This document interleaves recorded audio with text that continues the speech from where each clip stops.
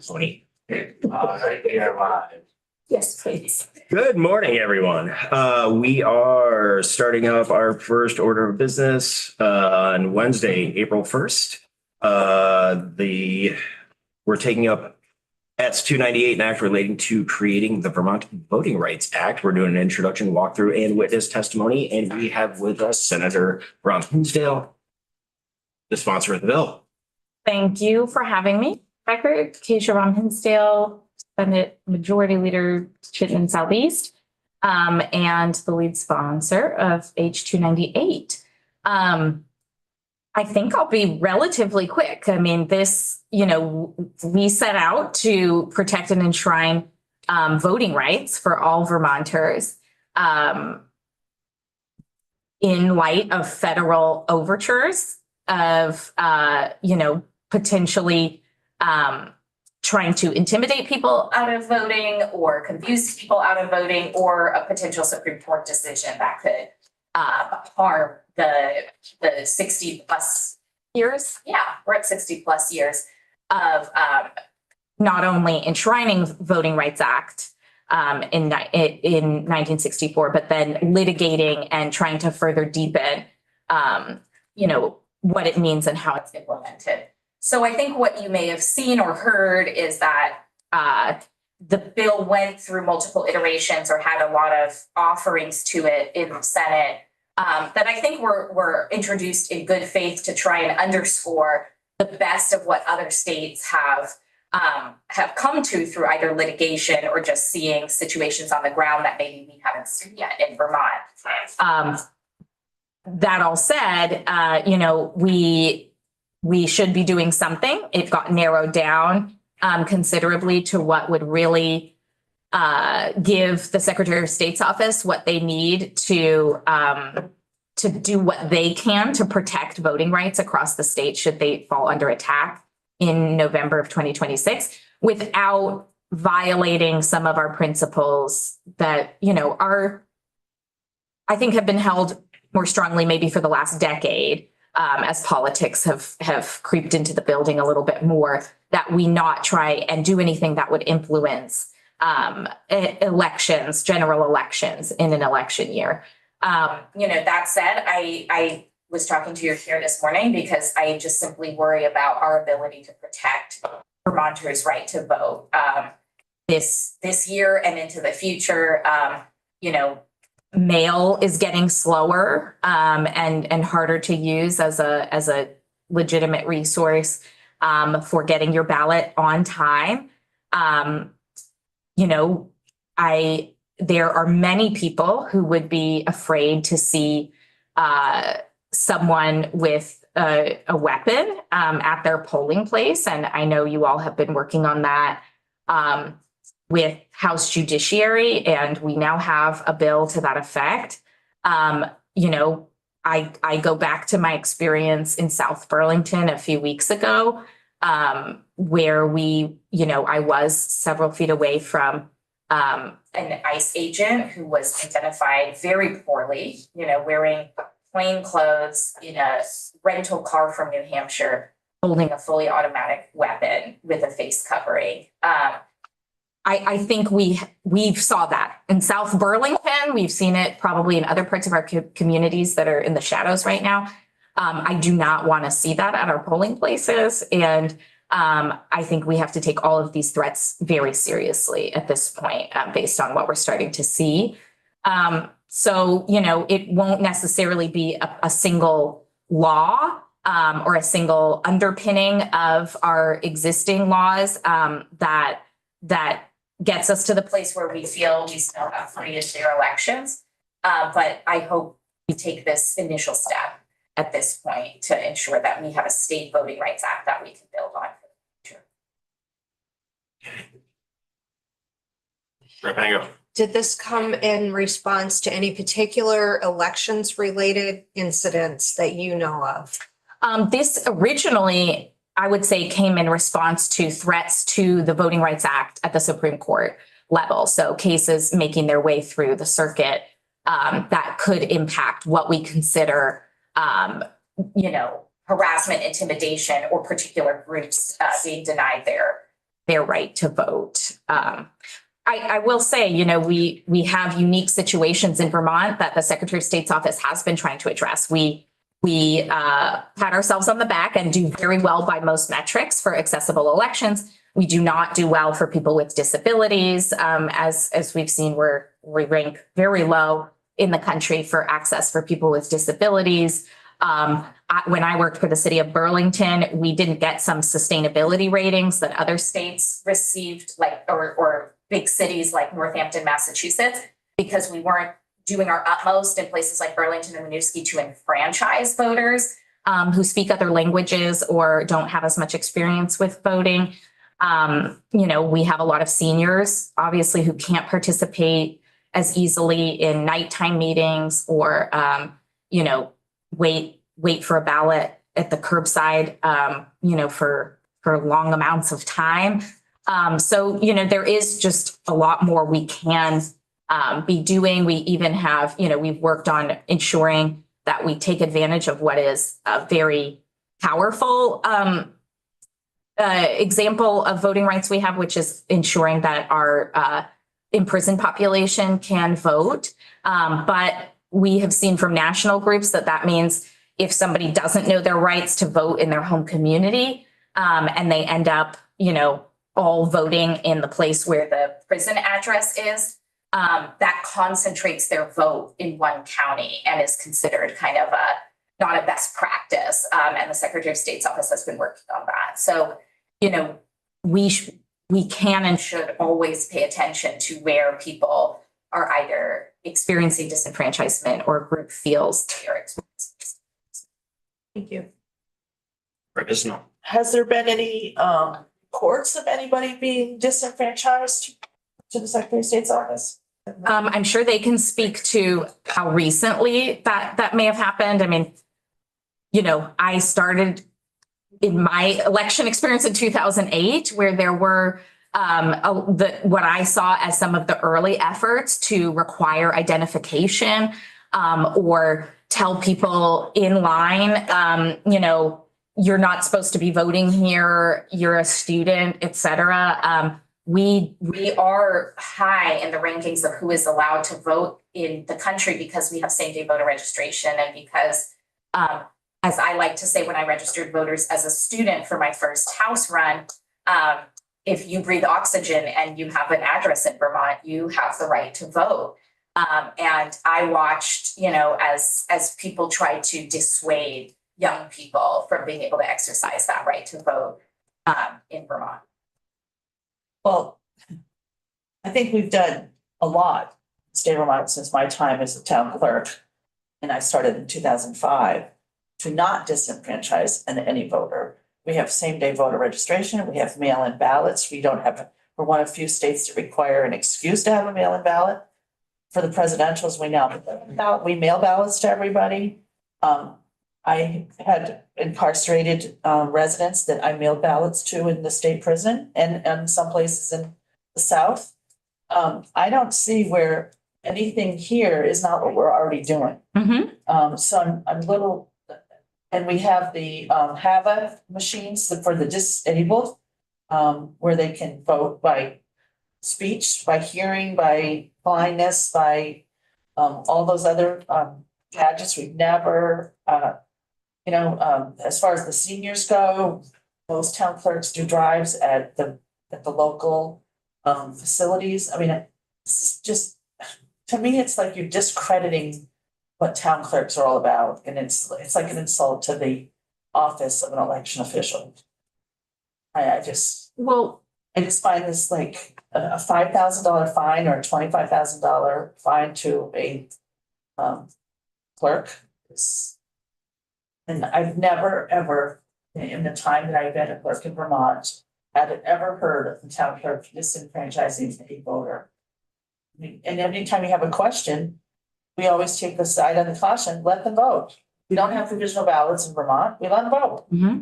We have same-day voter registration. If we don't know who they are, they fill out the same-day voter registration. I mean, it just, I don't know, and again, here we are in an election year and you're pushing us through on an election year for town clerks to have to worry about one more thing and when we have a primary in August and a general election in November. And we were always told that we wouldn't have more election bills during an election year, so I think it should just be held off for another year. More stuff can be taken into effect. I don't like any of this, sorry. Good night.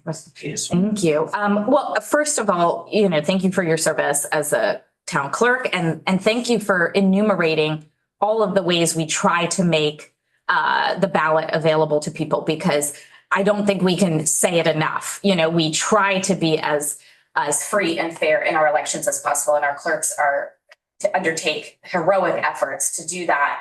And there are still people who might see, a social media post or something from out of state and worry that, they don't have the right to vote in the ways that you've enumerated. So it's not something, I think our clerks are necessarily doing. And I would never want to discredit them because they do an incredible amount of work. This is all federal law right now. So it shouldn't be really anything new for the clerks to be doing. I think that's the conversation that was had in Senate Government Operations that pared down the bill. So there weren't truly any new considerations for this year, and we could take up the rest in a non-election year as has become practice. But this is truly all federal law, and frankly, I think good for every Vermonter to be reminded of before going into these elections, particularly in a time when a lot of doubt has been cast on the value or sanctity of the vote. Any other questions for the senator? Thank you kindly. Thank you for having me. Go back to Fair Housing Day. Yes, totally. Please. Housing. And we'll do a jaunt through this with council. Good morning, sir. How are you? Good, well, thank you.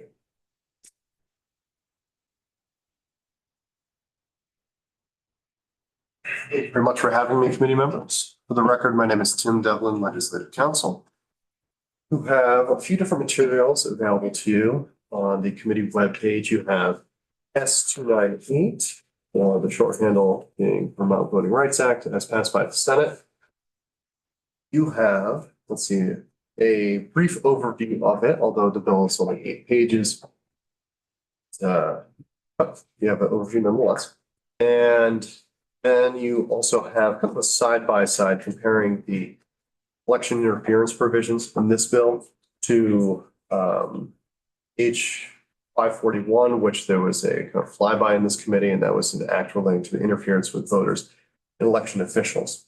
And I can just say briefly that that was really just one section. There are four particularized voter interference or election interference provisions in this bill we'll go through. So, Chair Byron, would you like me to work from the overview or from the language of the bill itself? I think the overviews suffices right now. I want to be conscious of the witnesses as well. We are going to do a lot of time on this, so. Not a problem. So this can basically be broken down into 3 different parts of substance. So we have the first, which is a blanket prohibition on potential efforts to prohibit efforts that would entail vote denial or vote dilution. Then we have a series of criminal provisions having to do with sanctions for intimidation of voters and election interference, as I just said. And then we have a third part really having to do with making it explicit in campaign finance law that campaign expenditures can include the costs for providing security for candidates. So starting at the top of those kind of general prohibitions on vote denial and dilution. The section 1 of the bill is the short title of the bill, which will be the Vermont Voter Rights Act of 2026. Section 2 We'll create a new chapter in Title 17. This is where we house our election-specific statutes, and we'll again codify new prohibitions on vote denial and vote dilution to empower the Attorney General's office, saying those violations through civil actions. So we have 4 different new statutory sections. First will be 2801, which will define 2 terms, be municipality and protected class.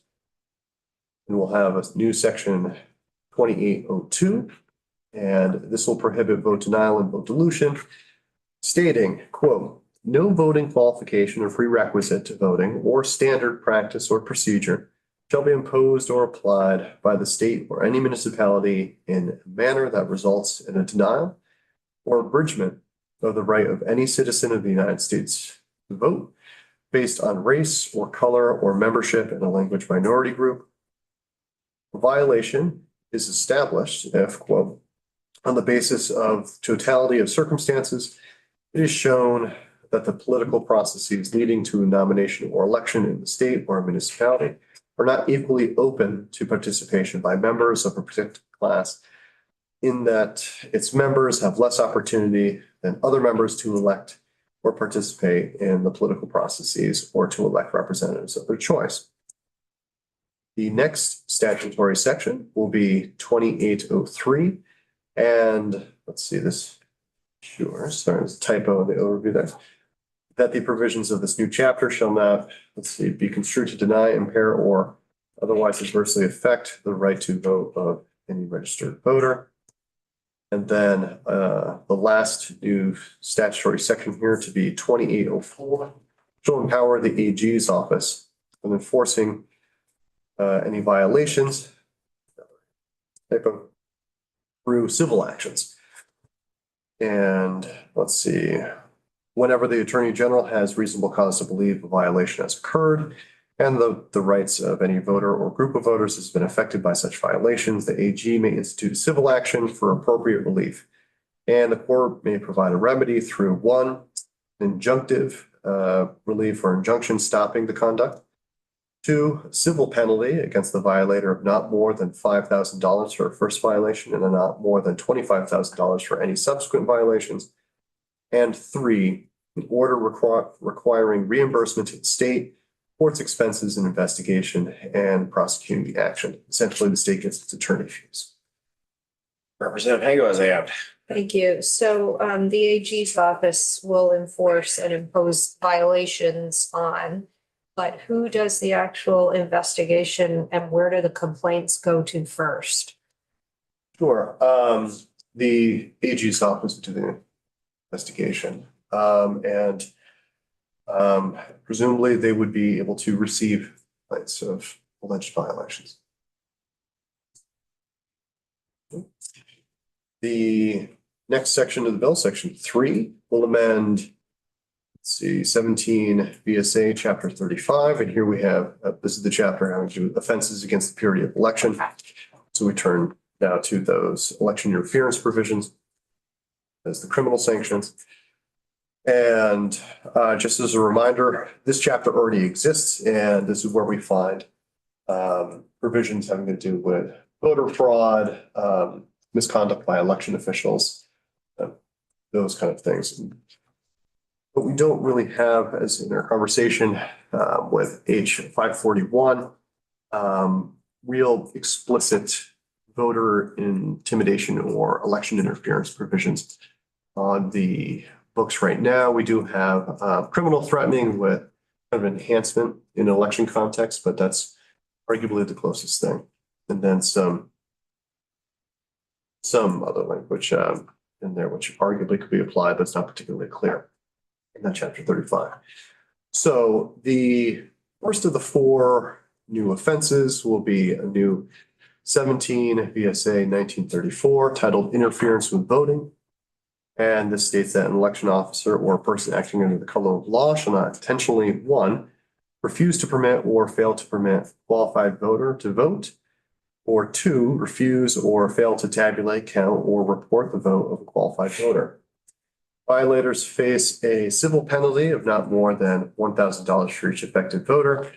And an election officer shall also not, change a ballot of a voter to prevent the voter from voting as the voter desires. And violators of that will face imprisonment of not more than 6 months or a fine not more than $1,000 for both for each affected voter. And I should just note right now, in the side-by-side that's posted online, I've broken down and color-coded each of the elements in there for just kind of ease of digestion so that everybody can kind of get a quick understanding of, the person committing the conduct, the person affected by the conduct itself, the mental state, the penalties, and where there's a private right of action asserted in 2 of these.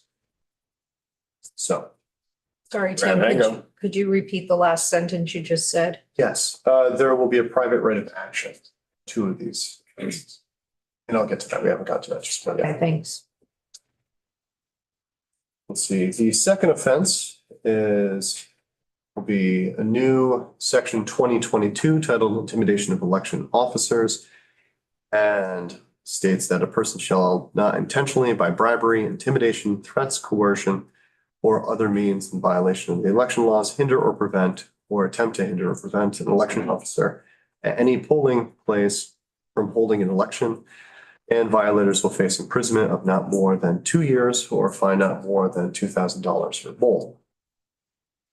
The third offense to be 2023 titled Intimidation of Voters, Civil Cause of Action. This states that a person shall not intentionally intimidate, threaten, or coerce, or intentionally attempt to intimidate, threaten, or coerce, 1, any other person in giving the person's vote or ballot, or 2, a voter to deter or prevent the voter from voting. And this applies to all elections and caucuses. Violators face imprisonment of not more than 2 years or a fine of not more than $2,000 both. In addition to the criminal penalties, there's also, this will create a private cause of action wherein an affected voter may sue for injunctive relief and attorney's fees. I'll just point out that that's a limited private action. They can't go after any other sort of remedies, whether those be certainly not criminal, not civil, or punitive damages or anything like that. It's basically just seeking a cessation of conduct through injunctive relief. And then we have a final infraction here. It's going to be a new section 2024 titled Communication of Information to Eligible Voters. And this states that a person should not intentionally communicate to a registered voter false information, knowing the information to be false, for the purpose of impeding the voter in exercising the voter's right to vote. Provisions of this section shall apply to information only about the date, time, or place of election, how to register to vote, or voters' registration status. So that very much narrows the category of information we're speaking to here. Violators face imprisonment of not more than 6 months or a fine not more than $1,000 or both. And again, let's see, in addition to the criminal penalties, there's also a private cause of action here where an affected voter may sue for injunctive relief and attorney's fees. And then we move on to the last part of the bill, really, substance, and that has to do with a small adjustment to the campaign finance laws, specifically to the definitions found in 17 VSA 2901, subsection 7. And let's see, so the definition of what is expenditure will now include those costs incurred for the provision of security candidates. And then the effective date for the bill, let's see, the act will take effect on passage. Questions for council?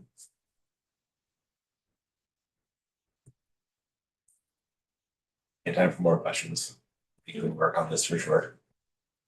Okay, thank you, sir. You're welcome.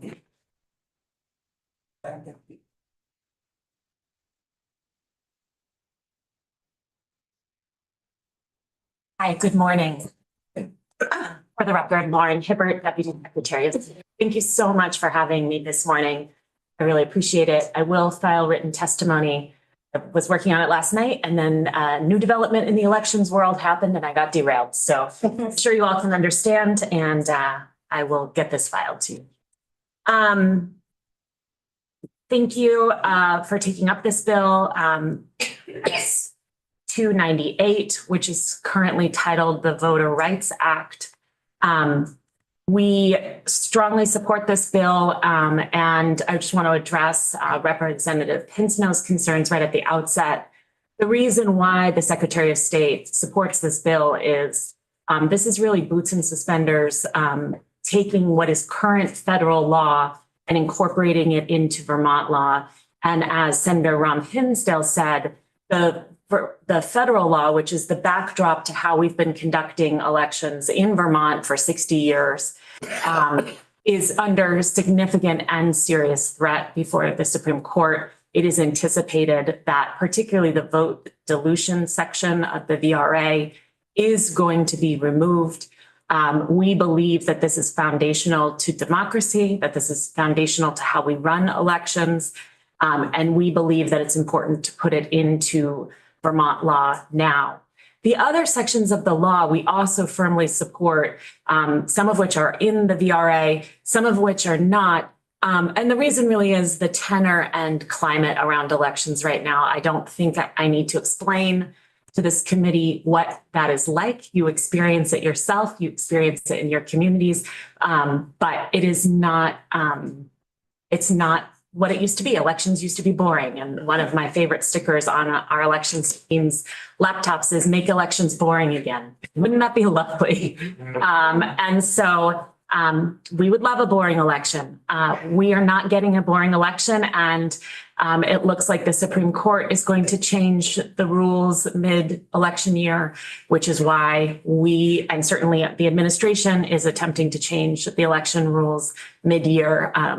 You know, the executive order that came out last night is literally changing the way we would do mail-in ballots. And those are mail-in ballots that Sean and his team are preparing right now. It may seem like it's really far away, November, but you remember probably the testimony around the deadlines from last year, the tight timeline.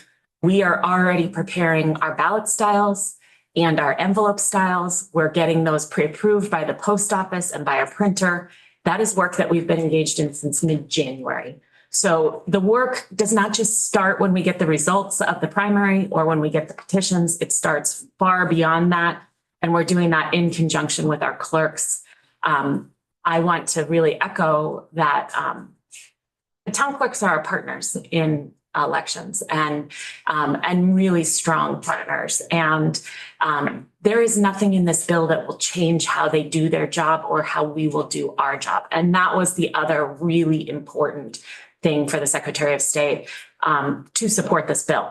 And by supporting this bill, we are not changing our position that there should not be an election bill in an election year. We agree that should not happen.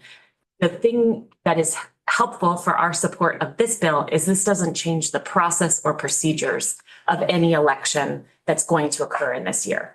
It provides more protection to voters, to election officials. It takes the federal law that's under challenge and puts it into Vermont law.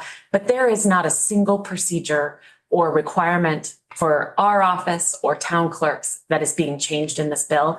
And if there were, we would not support it. And there were some really great proposals on the Senate side. Proposals that, quite frankly, are very exciting to me personally, to our office, that I think should be very exciting for Vermonters, that would have changed processes and or been significant policy shifts. And we said no thank you as politely as we can. And we have a commitment to working on those issues throughout this year. And we do anticipate that we'll have a lot of those issues in another bill next year.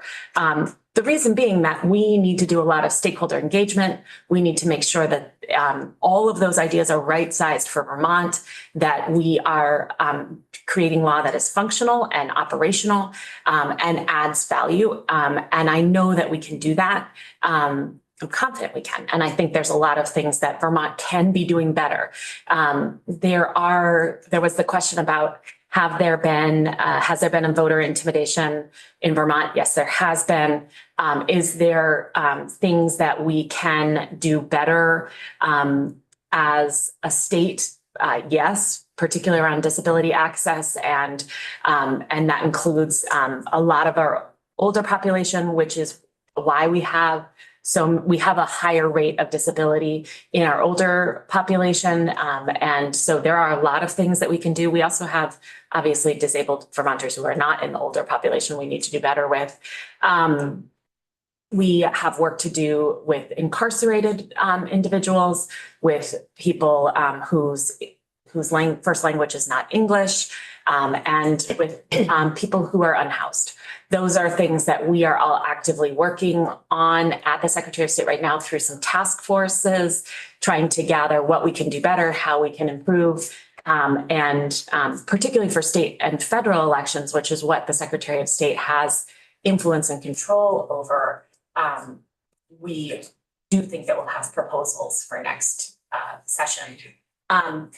So on that, I think a key ask of the Secretary of State's office is that the title of this bill be changed, because as it was introduced and as it was modified in the Senate, it was more a Voter Rights Act. And I think we will have a true Voter Rights Act next year. And I don't want this bill to be called the Voter Rights Act, and then we have another Voter Rights Act next year, which is really the intention and hope of the Secretary of State's office. I would hope that maybe this committee would change this to the Voter Protection Act. It seems more in line with what this bill is actually doing at this moment. And I think is appropriate and would preserve that title, which I think is a very important title for next year's bill, where we are doing more comprehensive action. So with that, I'll go into each section unless there's specific questions from the committee at this moment. Anything right now? Waters up. I have a few, but if they don't apply at the moment, you can always not answer them. Okay. So can you explain to us a little bit what the intersection is between like federal law and state law? So if there are some Supreme Court decisions or changes to federal law, and we decide we're going to put this voter protection laws into place, how does that work with state law versus the federal law, and what supersedes the other? And So I'm looking at Ledge Counsel because I am a lawyer, but he is obviously more actively practicing law than I am. So correct me if I'm wrong, but the federal government really sets the floor, and the floor with regard to the Voter Rights Act has had since the Voter Rights Act was passed, has had certain provisions, particularly around dilution of votes. If the Supreme Court takes away that floor, that no longer exists, and Vermont can add on top of the floor is the most simple way to explain it. So if we put voter dilution into our law, there's nothing with the Supreme Court that it's possible we get challenged, but it would be us taking what has been the federal floor and making it the Vermont floor. and then would anything in here change the way that town clerks do their jobs right now, or Nothing. nothing? Okay, and then my last one for now is what happens if like you said last night, there was an executive order. What happens if something like that happens in like August, or Well, I think the same thing that happened last night. There was a scurry of calls and actions and discussions about what are the next steps. And without going into a ton of detail, the states are all talking to each other, frequently across party lines, which is phenomenal. Our attorney generals are all talking to each other, probably more on party lines. And these will be challenged. And that will occur at any time that this occurs. I mean, anything elections related, there's a community that is poised and ready to act. There is not a question in my mind that this executive order will be challenged just like the last executive order was challenged. The last executive order was, there was a stay on certain provisions of it. I anticipate that there will be a stay on this executive order because it has such an immediate harm and irreparable harm to states right now. And also, yeah, I expect that there will be immediate court action. I don't know, obviously what the courts will do, but we'll respond to that when we get that. And then, you know, I do believe that there will be further executive orders around elections that come. And we'll have to respond to those quickly and with clarity as much as we can while navigating the court system. We stand pretty strong. And the Constitution has our back on this, that states control elections. And we have since we were a state, and we've done a very good job of it. Vermont should be really proud of our elections. We've done a lot of things to increase access and integrity to our elections. We've made very conscious determinations year after year to do that. As Representative Pensineau said, you know, we've done that in conjunction with our town clerks, in partnership with them, in partnership with the legislature. And we should be very proud of where we are. Doesn't mean we don't have more work to do, but we should be proud. Thanks. Seeing your hands. Okay. Back to you. Provisions specific, section 2 is vote dilution. This is the federal provision that we support being added, that federal floor that's leaving. We think this is a really important statement for Vermont to make in light of the Calais case. But again, this is not going to change anything for this year, and likely would not change anything in Vermont for quite a while. We just think this is a very important statement for us to make. We understand that VPIRG, along with others, has some potential amendments to this particular section related to remedies and private cause of action. We don't have any concerns about those amendments. We thank VPIRG for sending them to us last night. But we do think that this committee should hear about them and should probably consult with the Attorney General's office on them, just flagging that they're a really important partner on this bill. And section 3 is offenses against the purity of elections. I feel fortunate that I've talked to this committee a lot about the purity of elections with specific reference to the AI and elections bill. We have seen voters intimidated and election officers intimidated. This section addresses both of those concerns. It's happened in a variety of ways through mis and disinformation, specifically targeted to a specific individual, to a mass of individuals. This just gives us another tool in the toolbox, of which we're trying to create as many tools as we can that will help us with this effort. And then section 4 is really responsive to the climate that we're in. It allows candidates to use campaign funds for security measures. Arguably, there could have been an argument that candidates already could do this, but we think it's better to be more express in the law so that candidates know that this is available without having to go through legal hoops. It makes it more clear for our office, and we think at this time, it's a really important thing for candidates to be able to apply some basic security measures or larger security measures, depending on what is needed to protect their personal safety. We have seen both in our office and, with people who are on the campaign trail, threats against people who are running for office, unfortunately. And with that, we really support this bill. We look forward to doing the work that we've committed to doing with a lot of folks over the summer and fall, and coming back with a more robust Voter Rights Act. That's our intention. Hands? No. Okay. Awesome. No, yeah, I mean, we're definitely going to be doing more work on this, so I'm sure we will see Yes, that- presence here on this and other things. And I'm gonna- I have a conflict. Please, I will yes, make please. sure the testimony- Yes. All right. Mr. Burns, you're next on the punch list. Yeah, would it be okay if we have two chairs at the end here? If you want to do a duet, go for it. Thank you very much.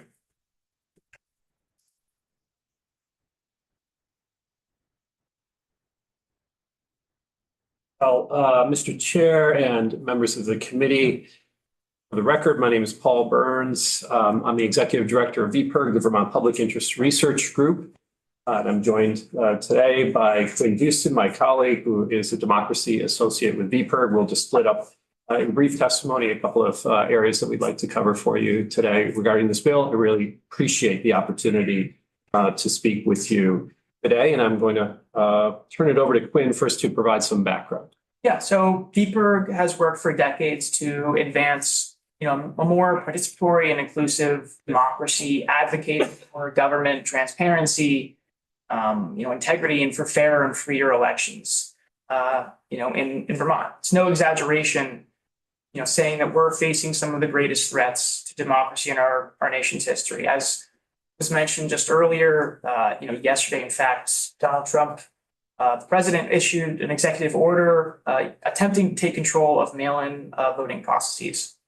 Elections are, of course, controlled by states. And so this action is clearly unconstitutional, but it's another example of the threat that we're facing. Vermont rightly prides itself as a national leader in making voting easy and secure, but we're not immune to the effects of anti-democratic behavior. Although the state has in recent years passed a number of measures to strengthen our democracy, it's also true that the protections of the Federal Voting Rights Act that we've enjoyed for decades are hanging by a thread. Fortunately, S 298 protects every Vermonter's fundamental right to vote by prohibiting any practice that denies or dilutes voting rights based on race, color, or language minority status. It empowers the Attorney General to enforce these protections in court. It shields voters and election workers from intimidation and deception, and ensures that people face real consequences. These are protections that Vermonters need to guarantee that every eligible voter can take part equally in our democracy. For some context, the Shelby County versus Holder case in 2013, the U.S. Supreme Court struck down the pre-clearance requirement formula of the Voting Rights Act in 1965. That provision required jurisdictions with a history of voting discrimination to obtain federal approval before changing any of their voting laws. Since that decision, the consequences have been really severe. 29 states have passed 94 restrictive voting laws. Most of them are still in effect today, disproportionately harming communities of color, the poor, the elderly, young voters, and new citizens. And so, with the upcoming Louisiana versus Calais decision from the U.S. Supreme Court, it's threatening to further weaken Section 2 of the Federal Voting Rights Act. Vermont can't wait for federal protections that may never be restored. Since 2002, 9 states have already stepped up and created their own voting rights acts. And with this legislation, Vermont can begin to provide protections of our own. It's our hope that protections offered under S 298 will be augmented further in another legislative session next year. With that, we have 2 proposed amendments to S 298 that would aim to make the legislation as effective as possible. Pass that to Paul. Thanks, Quinn. And as Deputy Secretary Hibbert noted, there are a couple of proposals of amendment that we are offering for your consideration. They are in written testimony that we've submitted to you as well. So it's really just a couple of paragraphs, but I'll briefly describe these suggestions. The first suggestion for an amendment is really an addition that would incorporate remedies into Section 2802 related to vote denial or dilution. Vote dilution remedies are essential because they transform the right to equal political participation from a theoretical promise to a practical reality. Even when all eligible voters can cast ballots, electoral structures, for instance, at-large voting or gerrymandered districts, could potentially systematically wash out minority communities' votes, preventing them from electing candidates of their choice or influencing policy outcomes. Remedies such as redrawn maps, single-member districts, or change voting methods can correct these structural disadvantages. Remedies also fill gaps left by a weakened Federal Voting Rights Act and deter future dilutive schemes. They ensure that minority representation translates into real accountability and a guide for the courts. Vote dilution isn't about being physically blocked from a polling place. It's about electoral math that effectively cancels out the voting power of a specific group or a protected class. Under the proposed legislation, vote dilution generally falls into two categories, one being how lines are drawn through redistricting, for example, and how elections are structured, for instance, through at-large voting systems. Regarding at-large systems, this is one of the most common forms of vote dilution. In an at-large system, the entire municipality, for instance, votes for all open seats. That's quite common in Vermont, except for our larger cities. So, for instance, if you can imagine a municipality where 75% of the population is white and 25% belongs to a protected class, in that situation, if there are 5 open seats on a city council and everybody votes at large, the 75% majority can effectively win all 5 seats by voting as a block. Even though minority group makes up about 1/4 of the town or municipality in that case, they have zero representation because their votes are submerged by the majority in every single race. This is voter dilution, and it can effectively disenfranchise a sizable percentage of the population. There are other forms of discrimination as well, including, this is more on the redistricting side of things, voter cracking, which occurs where redistricting, when a concentrated community is split up into multiple districts, and voter packing, which you're familiar with, I'm sure, which involves cramming as many members of a protected class as possible into a single district to minimize influence elsewhere. Now, look, I grant you, as Deputy Secretary Hibbert said, these are not common practices in Vermont. Our challenges in this area, we are an extraordinarily white state. So we are not sitting here today to tell you that this is a dramatic problem that we are seeing strong evidence of in our municipalities or statewide. These are provisions that offer protections and remedies, in this case, that would offer protections to the extent that any such thing could one day happen in the state. So it is a protection against things that are unlikely to happen, frankly. And I'm happy to say that. But protections that our voters would, I think, gain some comfort from, particularly those who are members of a protected class. So regarding the remedies, traditional remedies for voter dilution often default to drawing single-member districts. However, proportional or semi-proportional voting systems can often remedy dilution without the need for controversial or sometimes gerrymandered district lines, allowing minority groups to gain representation naturally through their voting strength.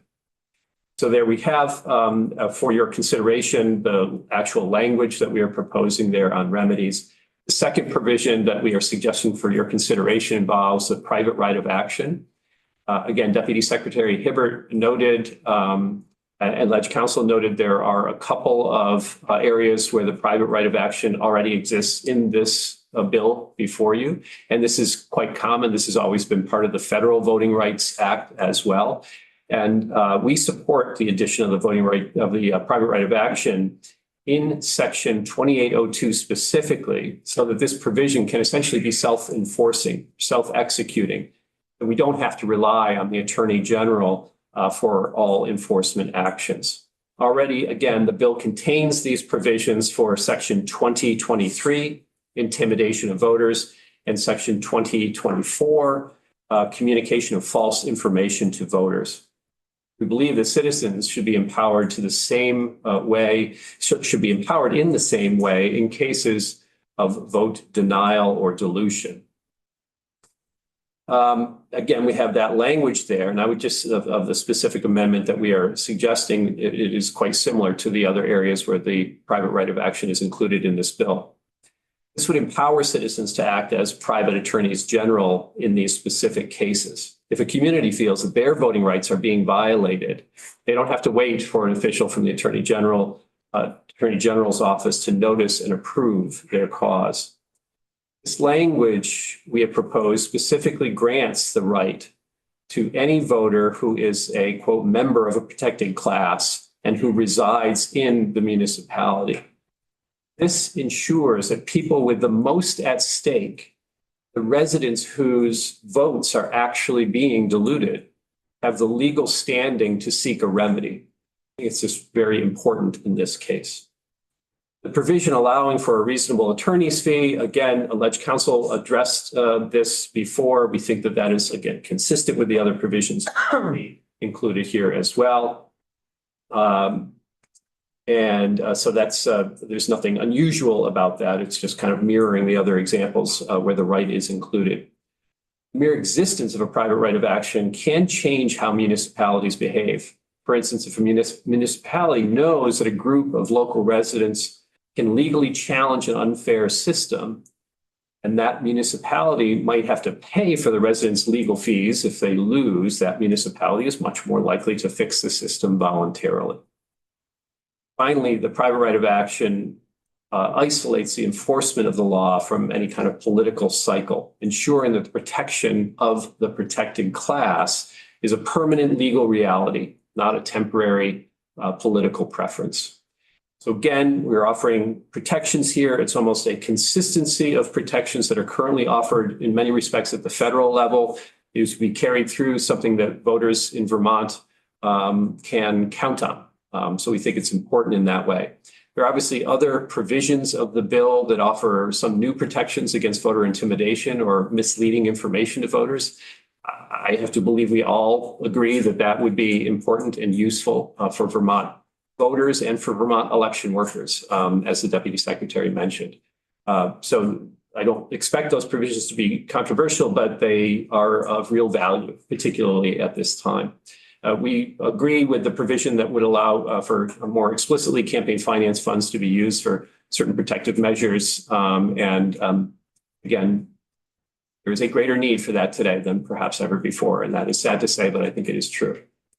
Regarding the name of the legislation, we agree again with Deputy Secretary Hibbert that an appropriate title for this bill would be the Voter Protection Act.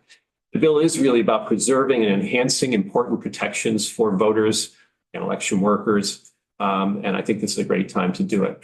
With that, I thank you for your consideration, for the opportunity to testify before you today. So the proposals that you just went through, did you have a conversation with Senate GovOps with this, or is this a new proposal being put before the bill now? The Senate GovOps had a much more expansive version of the legislation at different times. I think that aspects, at least, of these proposals were included at one time. They were not included in the final bill. I don't believe, Mr. Chairman, that they were discussed and excluded for particular reasons. There's it was cut down by more than half. I think these provisions may have been in that. So I cannot say, the short answer is these were not discussed and rejected in my memory by the Senate committee.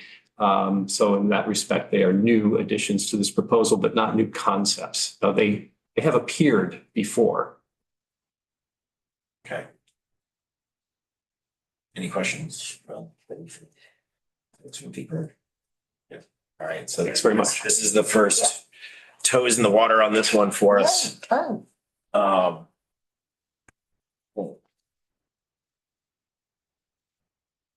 Any committee discussion anyone wants to engage with right now before we got reasonable body mass and we just ran through the words?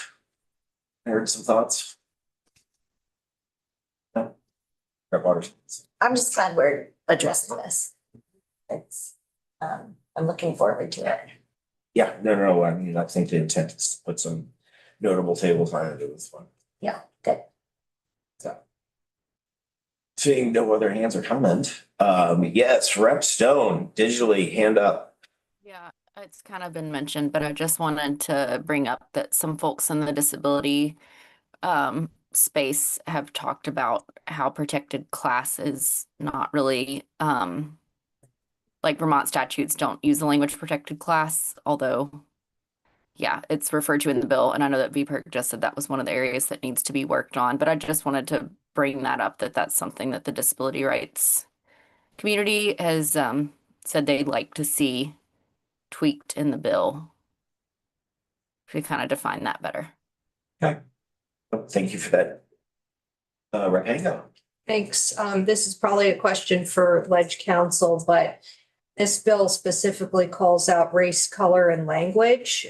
So why not other protected classes? The definition can be modified however the committee would like. So I thank you for that. I guess I'm not certain how this is protecting folks with disabilities. It is. It is not. That's what I heard. So I guess that's something Rep. Stone just brought up, that something to think about. Because this seems very specific just to race, color, and language, and not something that the disability community would necessarily benefit from. Right, yeah, that's what they're saying. They said it was a quote glaring omission, so they wanted us to Okay. look into it. Thank you. I misunderstood your statement, so was just trying to clarify that for myself. One other question that I have, and I'm not sure who it's for, possibly Ledge Council. So it feels to me that with some of the language about the private cause of action, that town clerks and assistants and other elections workers would be specifically opened up to being targeted if they are not perceived to be doing their job in an equitable manner. And this concerns me that a portion of our municipal employee population and volunteer population would suddenly be opened up to a new private cause of action. And if that's correct, please correct me. Happy to speak to that. Would really like you to refer to the. Please, sir. Yes.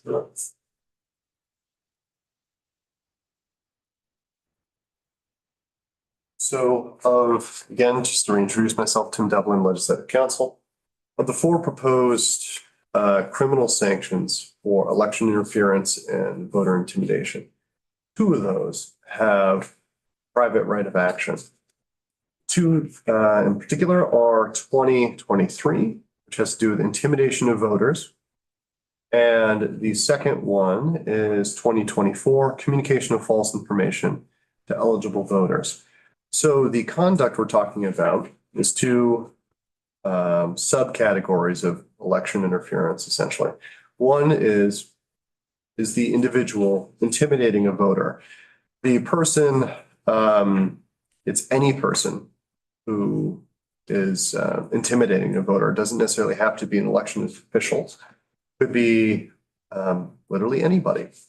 Could be another voter, could be a third party, or I guess it certainly could include elections officials as well.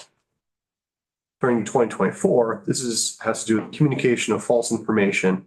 And again, that information has to be particular to the date, time, or place of the election, how to register to vote, or the voter's registration status. Again, this would be conduct committed by any person, so could include an elections official, could include another voter, could include just anybody out there in the public. Other thing I want to note is that the private right of action here is limited to injunctive relief. So basically going to a court, getting essentially a temporary restraining order against the conduct here, which would either be court saying you are no longer allowed to intimidate the voter, or you are no longer allowed to essentially disseminate misinformation about the election administration of the election. And then there's the attorney's fees as part of the private right of action there too. So I would say the private right of action is more limited than we may typically think of what a private right of action is. It's only injunctive relief. And it's only in the context of those two different types of misconduct. One, again, spreading false information about elections, generally speaking, and the other one, intimidating in particular. So I think my question one of my questions now is, this is a new or existing private right of action? And I believe I heard that this already exists in federal law. This is new. Trying to think exactly if it exists in federal law. I'd have to take a look and see exactly how it best aligns. These are based off of Virginia's State Voting Rights Act, and which in turn are based somewhat on the Federal Voting Rights Act. So probably take a closer look to see exactly how well they perfectly align here, say accurately whether there is a federal vote. I'm just not too sure about the private right of action. Seek injunctively. I have to look that up. Okay, thank you. Well, it is telling that it's a new private right of action for Vermont. It would be. And I appreciate that clarification. I feel that we are reacting to something that has not concretely happened right now. And we're making a statement in statute rather than just a statement. And that's a serious undertaking to make a statement in statute. So I think we're going to need to take a lot more testimony on it. Thanks. Heard. Grab coffin. This might be off the wall here, but what is a clear definition of intimidation? Okay, let me put this in perspective for you. I have had people come up to me to have a conversation with me and then tell me that I'm intimidating them because I tend to speak in a tone of voice that ensures I will not be misquoted. Okay, and then tell me that I am, because I'm 6 foot tall, 260 pounds, I'm intimidating them. Exactly what is the definition of intimidation, or is it a perception? Fantastic question. And part and parcel of that is implied is the idea of where do First Amendment protections come in, right? If to what extent do we preserve our right to speak freely, especially in elections context, which is fundamental to governance in a democracy, without it being interfered with by the government, criminalized. The courts will basically apply what's called true threats doctrine. So they've taken a look at this in various contexts to basically determine where is the line between something that is permissibly said and something that kind of transgresses that line and is truly threatening to somebody else. The language I've pulled here, I think I find most useful. Supreme Court of the United States looked at this in a case called Counterman v. Colorado from 2023. And I have a definition right here, be happy to read into the record. So true threats of violence, is another historically unprotected category of communications. I should just note that not all speech is protected. We think of defamation, incitement, yelling, fire in a theater, obscenity, fraud, things of that nature. True threats is another unprotected category. True threats are, quote, serious expressions conveying that a speaker means to commit an act of unlawful violence. The existence of a threat depends not on the mental state of the author, but on what the statement conveys to the person on the other end. When the statement is understood as a true threat, all harms that have long made threats unprotected naturally follow. And then the court gets into exactly what is the mental state necessary of the person communicating there. And they found that laws have to, at the very least, have, this is what we're talking about, term of art legally is the mens rea, the mental state. Considered by the person proven for the conviction to occur in criminal law. So we have the court said that there needs to be a reckless mind state at the very least. And so that means conscious disregard to a substantial and unjustifiable risk that the conduct will cause harm to another. In the threats context, it means that a speaker is aware that others could have regard his statement as threatening violence and delivers them anyway. So it's going to be much more than just having to do with somebody's physical stature or tone. It will are much more. And then I should note that this mens rea of recklessness is actually one of the lower ones. We go purpose or intent, knowledge, recklessness, and then negligence. These actually all require a much higher mens rea, the highest, in fact, which is intentionality or purposefulness. So it's the highest bar that can be set for the mental state of the person communicating this information to the person that they wanted to make sure that person felt intimidated and that there'd be no ambiguity as to whether they'd be threatened or not. So the hypothetical you described, not so hypothetical. Not so hypothetical. I should say. That would not be a true crime. It would take something, classic would be brandishing a weapon at somebody, threatening, I'm going to kill you with singularity, not conditional, like, if you say that again, I'm gonna kill you. That won't even cut it. It has to be particularized and understood that it will have the received effect. Does that help at all? Or? It does. It clears it up a little bit for me because there's too many people in this world that forget that my rights or anyone else's rights don't end where their feelings start. Sure. And there's too many people that will say, I'm offended, and then take that as, oh, well, they're intimidating me because I'm offended. When offended only makes you offended, it doesn't make you right. So that's why I'm worried about the language.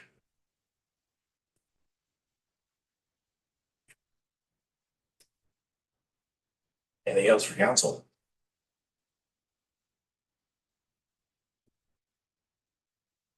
All right. So that was a good jaunt through this as a primer for continued work. Any other table discussion on this before we conclude? This is the only thing that we had on our lineup today. So I will take us off. We have the floor at 1. So members can just use this as legislative study hall, constituent services, bill tracking, and such. So with that, Nick, please.